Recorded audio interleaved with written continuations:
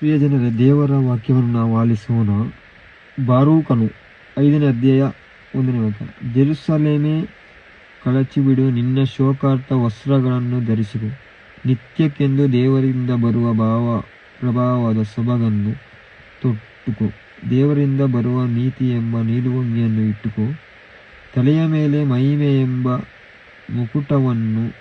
ದೇವರೇ ನಿನ್ನ ತೇಜಸ್ಸನ್ನು ಹರಡುವರು. ಆಕಾಶದಡಿಯಲ್ಲಿರುವ ಎಲ್ಲ ದಿಕ್ಕುಗಳು ನೀತಿಯಿಂದ ಶಾಂತಿ, ಭಕ್ತಿಯಿಂದ ಕೀರ್ತಿ ಎಂದು ದೇವರು ನಿನ್ನನ್ನು ಹೆಸರಿಸುವರು ಎಂದೆಂದಿಗೂ. ಪ್ರಿಯ ಜನರೇ, ದೇವರಿಂದ ನಮಗೆ ಆಶೀರ್ವಾದಗಳು ಬರಬೇಕಾದ್ರೆ ನಾವು ದೇವರ ನಾಮದಲ್ಲಿ, ದೇವರ ಆಜ್ಞೆಯ ಪ್ರಕಾರ, ದೇವರ ಚಿತ್ತರ ಪ್ರಕಾರ ನಾವು ನಡೆಯಬೇಕು ಪ್ರಿಯರೇ. ಆಗ ದೇವರಿಂದ ನಮಗೆ ಆಶೀರ್ವಾದಗಳು ಬರ್ತಾ ಇದ್ದಾರೆ. ಈ ವಾಕ್ಯವನ್ನು ಕೇಳುವಂಥ ಪ್ರತಿಯೊಬ್ಬರ ಮೇಲೆ ದೇವರ ಶಕ್ತಿ, ಯೇಸು ಸ್ವಾಮಿಯ ಶಕ್ತಿ ಇಳಿದು ಬರಲಿ. ಹಲ್ಲೆಲೂಯಾ.